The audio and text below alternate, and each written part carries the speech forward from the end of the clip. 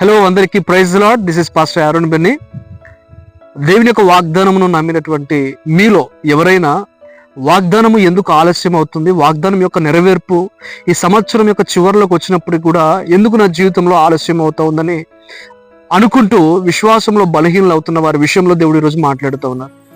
పరిస్థితులు మనకు అననుకూలంగా ఉన్నప్పుడు, మన జీవితంలో ఆర్థికపరమైనటువంటి ఒత్తిడి పెరిగినప్పుడు, లేదనంటే శరీర సంబంధమైనటువంటి బలహీనత ఏర్పడినప్పుడు అపవాది దేవుడు మీకు ఇచ్చినటువంటి వాగ్దానాల విషయంలో బలహీనపరుస్తూ ఉంటాడు.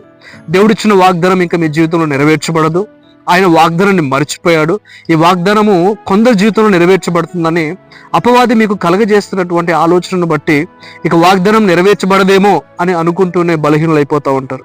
అయితే దేవుడు మరలా మీకు జ్ఞాపకం చేస్తూ ఉన్నాడు. ఏంటో తెలుసా, ఎప్పుడైతే దేవుడు మీ విషయంలో తనకు మహిమ తెచ్చుకోవాలని ఆలోచన చేసినప్పుడు, లేదా ఎవరైతే మిమ్మల్ని అవమానపరిచి కించపరిచి బలహీనపరిచారో